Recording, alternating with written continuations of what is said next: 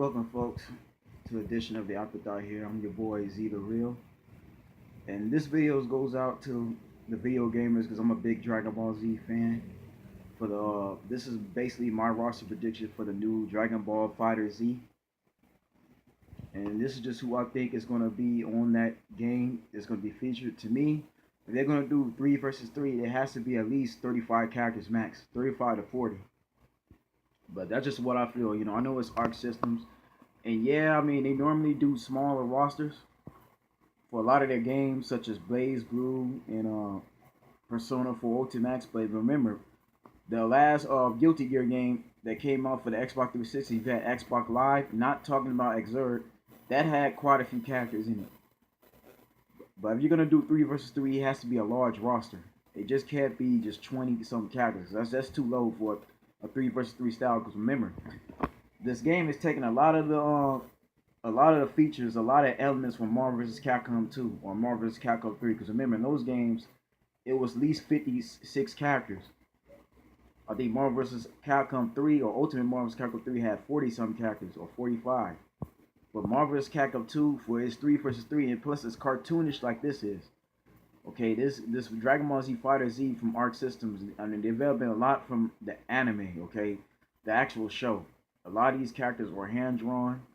You can tell they did a very good job as far as the gameplay is concerned. But I think if they're gonna have a list like this, okay, for those that remember playing Ultimate Battle 22 from Dragon Ball Z, if you had the Sega Saturn, it was a Japan import, but it had 22 characters, and if you hit a code, you would get extra like 5 more characters to make it 27.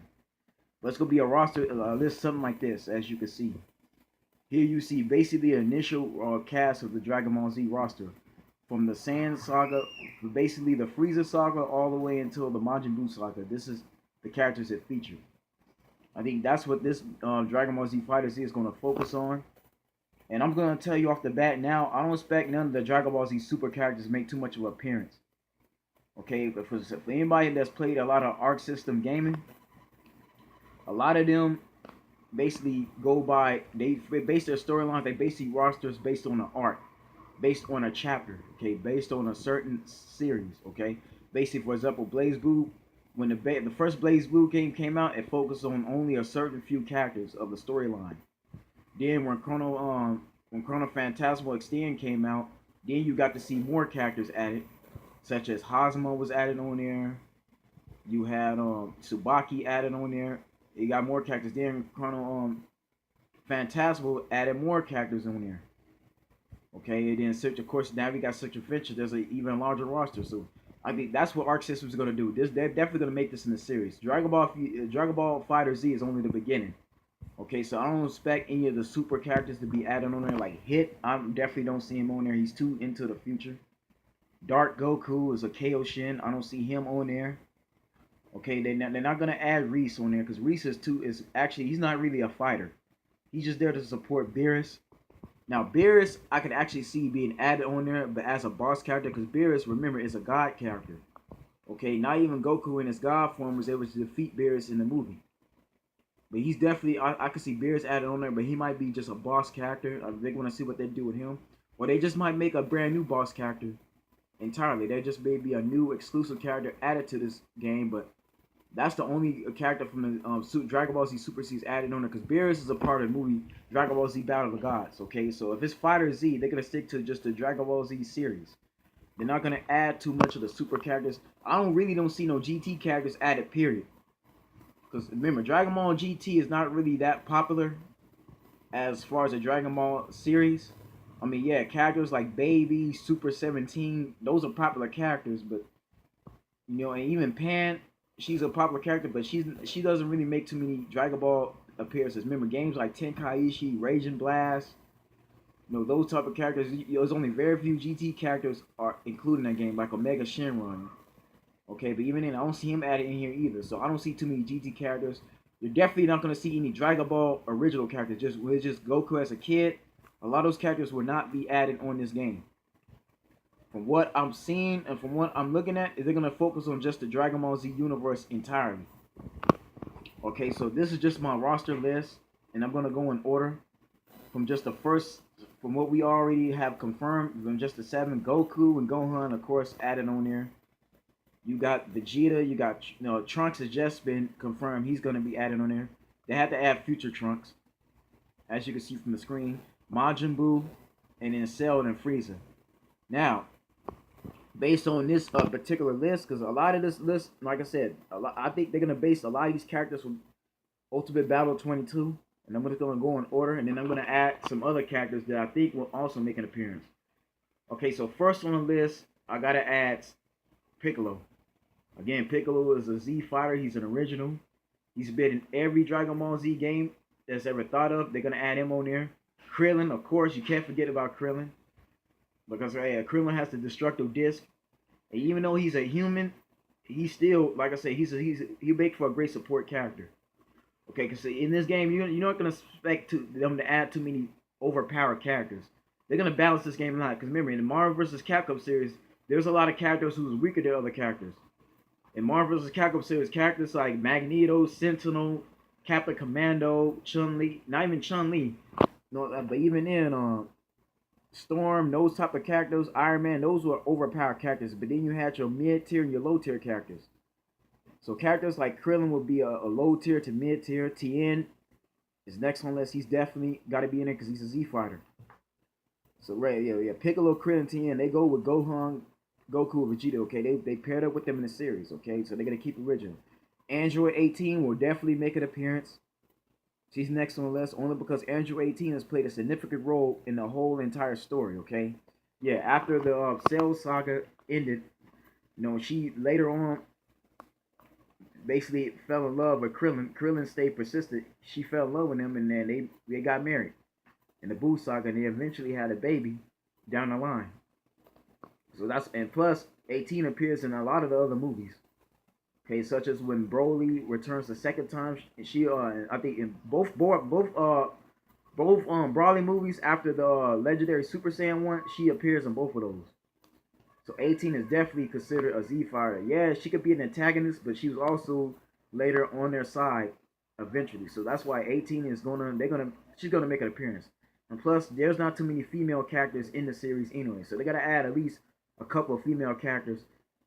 The next will be Android 16, and the reason why I say Android 16, as you can see, he's another popular Dragon Ball Z character. And plus, 16 wasn't really too much of an antagonist.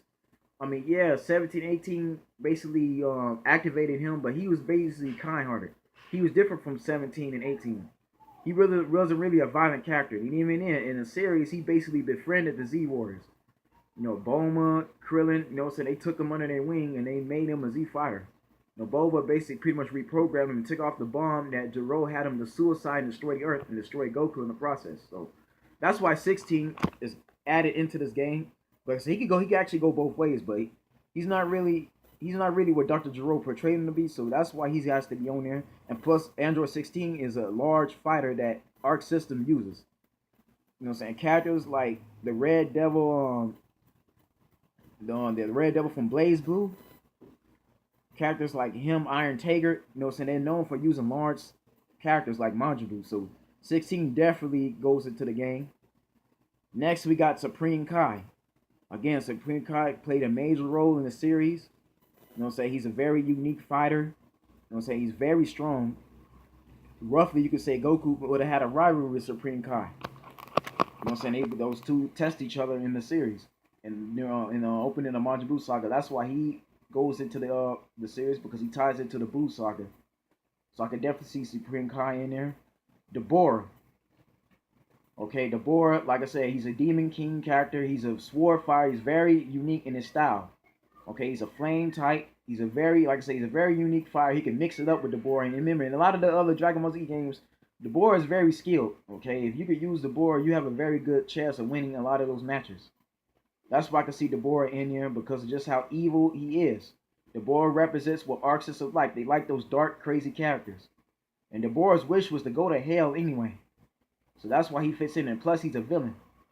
Okay, I can see from when I look in this game, they're gonna have a very selective. They're gonna have half will be hero characters, half will be villain characters, and Deborah fits into the villain side of the game. So I could definitely see Deborah in there. Next is Kid Buu, and the reason why I say Kid Buu because Kid Buu's a boss character. He's the last character in when Dragon Ball Z series ended. He's who Goku and Vegeta had to go through and defeat. Matter of fact, Majin Buu, the regular Majin Buu, actually fought against Kid Buu. Kid Buu is basically Majin Buu's true form. And the only real reason why Majin Buu became the beast because Kid Buu was sealed away by the Kais, basically King Guy and his brother and sister, and the whole Kai family. They all had to come together and seal Majin Buu away. That's so he sealed Kid Buu. Kid Buu was sealed away, and he became fat and became that Majin Buu. But once Majin Buu got very angry and spit out Evil Buu absorbed Majin Buu, and then later on, Goku and Vegeta went inside the Super Buu, yanked that Majin Buu out, and it became Kid Buu. Super Buu is actually Kid Buu is actually Super Buu. Okay. Now, as far as the Super Buu character is concerned, I can see that being a DLC character. And I'm gonna get to him later on, but yeah, basically Kid Buu is basically Buu's true form and true evil form. That's who Bibbidi and Bobbidi basically created. So that's why Kid Buu has to be in this game because he's, like I said, he'd be considered a boss character. He's considered a top tier character, which they add. He's a villain, just like Frieza and Cell is. So that's why he'll be added into this game, just to make things interesting. Next, sit down the list is Captain Ginyu. Okay, yes, I would say Captain Ginyu Raccoon will be next on the list because yeah, you ain't even seen not one Dragon Ball Z game that didn't have no Ginyu Force characters in there. I mean, yeah, I know a lot of y'all probably not gonna like me for that. A lot of y'all say, okay, why Captain Ginyu Raccoon? But you gotta understand this. Most Dragon Ball Z games you see up to date, starting from Budokai, this Ultimate Battle 22 and up, always had at least one or two Ginyu Force characters. Okay, Captain Ginyu and Raccoon are the strongest out of Jace, Berta, and Gildo. They're the two strongest. Those are the two that the Z Fighters had trouble with in the series. Okay, so that's why I can't see those two not being added in there. And plus, Captain Ginyu can literally can change into anybody else. He has a unique parallel. Because matter of fact, Ginyu has a different appearance. Ginyu's true appearance is unknown. So in this Dragon Ball Fighters Z, they may have a storyline to where Ginyu reveals himself as who he really is. But I can really see him in this character because again, they're villain characters. And even Raccoon. Raccoon's power type. Raccoon would be considered the Hulk on there. On Marvel vs. Capcom 2, he'd be considered like the Hulk or the Zangief of the game. He's another large character, very powerful character that you can use in the game. Because the way I see Dragon Ball Fighters Z, they're gonna focus on a lot of different fighter styles, a lot of different teams you could put together to have a great win conditions. And Raccoon and Captain Ginyu definitely fit in, and where you can mix them up with different fighters. Everybody in the game can be used in different ways. So Raccoon and Captain Ginyu would definitely be added in there, and Zarbon. The only reason why I put Zarbon in there because again, Zarbon fights very differently. He's a pretty boy type, because bad fact, Zarbon represents a Vega. He represents Baramono from King of Fighters. He's that pretty boy type. Now, he's a character that's very cocky, you know what I'm saying, very arrogant, but he's a pretty boy type. But see, what they can add for Zarbon can also transform into something very ugly. He has a monstrous type that he could transform into that gives him much more power. So I can see Zarbon being added in there because of his transformation. This game focuses on a lot of transformations as far as powers and specials. Like Goku could transform into Super Saiyan 3 and use a special move. So that's why I could see Zarbon fit into this game. Because of the style they're going into. Next is Master Roshi. The reason why I would put Master Roshi because not only does he represent the lineage of the Z fighters, but Master Roshi is also a very excellent fighter, okay? He was the one who trained Goku for most of his fighting style in the beginning, alright? And plus, Master Roshi can also boost his power up to bulk himself up to a very high level. That's what make Master Roshi unique. I can see Master Roshi be a kind of low tier, but for his special abilities and his power up, he could be a very good support character again. They're going to use a lot of different styles in this game, and Master Roshi fits into that original just Earth style, like Krillin. Next is Hercule, Mr. Satan. Hercule Satan is, again, he'll be that comedy relief character. Matter of fact, Hercule will be just like Bang, he'll be that Bang Shishigami type character. You always have to have that comic relief. You got to have that laughing stock character. And pretty much Hercule, like again, in a lot of most Dragon Ball Z games, he's featured in a lot of them. You know, he has this rocket style. He has different martial arts that he can use. Now, yeah, he won't be as strong as some of these other fighters, but again, you know what I'm saying? He's a low tier. He'll be a low tier fighter. He's a comic relief, and he'd be like a Dan type character from Street Fighter, like a Dan Bang Shishigami from Arc System. That's what he'll pretty much represent. And then next on the list, Videl. I put Videl in there because Videl, like I said, became an honorary Z fighter. You know what I'm saying? She is who Gohan trained, and Videl eventually learned how to fight like they do. She learned how to use Kai Blast. So Videl is a maybe. That's a maybe, but she's on the list only because she fits into the series. But there's not a possibility she'll be added in there. You know, I'm not going to pretty much, I'm not going to pretty much say it's a guarantee Videl be in there. It's a maybe. Maybe she'll be DLC, maybe not. But I think Videl, they'll do something with her. Because our sisters could definitely make the average characters look strong. So, I mean, they'll definitely give us some moves, some basically unique ability. But we'll see where they go with Videl. Then at 23, Gogeta. Okay, again, Goku and Vegeta put together is a very popular character. Gogeta was a part of the movie.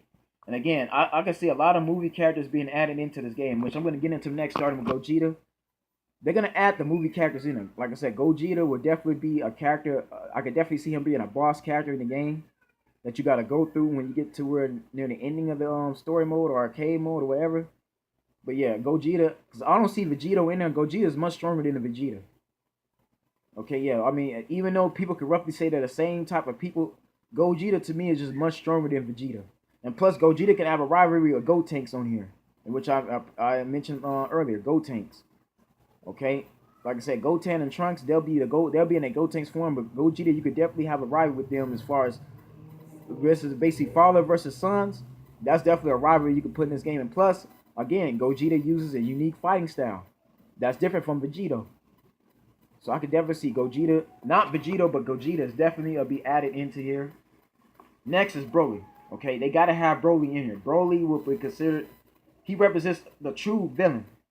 Okay, he represents what Arc System like. Again, they like crazy, mad characters. And Broly is a you-know-what type of character. He just does not care at all. And plus, Broly can pass transform into his legendary Super Saiyan size.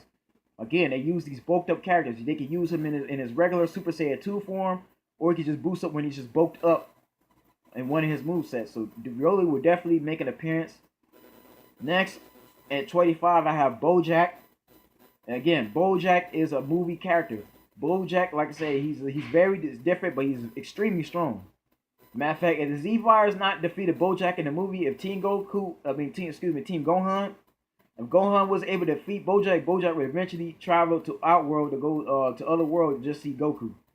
He wanted to fight Goku badly. That's who Bojack truly wanted.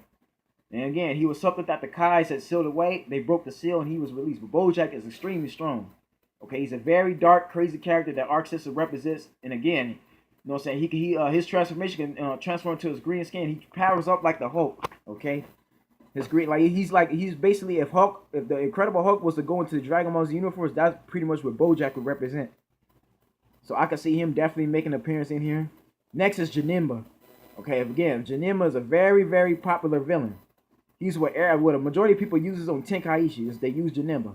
Again, Janemba has he's a sword wielder like Trunks is, but Janemba is very skilled. He has very special powers. Okay, the man can basically travel in the dimensions and destroy whoever he wants to destroy. So Janemba is definitely a villain I can see being added in there. Like I said, he'll mix it up for you a little bit. He adds more variety to the game. And like I said, he's another one of my favorites. I can't see them not adding Janemba in here. Next is a character that most people don't talk about too much. He doesn't get a lot of credibility, but he's very important to the Dragon Ball Z series as he appeared at least twice, and that's Garlic Jr. Okay? Garlic Jr., even though he's a small character, he's a very skilled martial artist. His daddy, original Garlic Jr., battled with Kami over Guardian of the Earth, but he didn't get the job because he was too evil. Again, Garlic Jr.'s wish is for him to take over Earth and fulfill his father's wish. He's a very dark, sadistic character that Arc System likes. And plus, Garlic Jr. is, again, he can really fight. His martial arts is very unique, very different. And plus, Garlic Jr. can transform into a giant. Okay, he has that transformation under his belt, which he can transform. And then he has the Mako Star. That black star that seals you away into the dead zone. He has that under his belt that he can summon and use against his opponents. So again, Garlic Jr. is a very serious character that I can see them really added into this game. Next is another movie character named Super Android 13. Again, 13 was the alternate version that Dr. Gero created as basically something to battle against Cell. Let's say if the Cell project failed, 13 would be released. And what's so good about 13 that he could transform into a Super Saiyan. That's how Dr. Jadro basically created him into. He gave him Super Saiyan cells. He took DNA from Goku and knows that Goku had the Super Saiyan gene created in him. So thus, he created 13. And if you look at the movie, Android 13 was an alternate. Okay?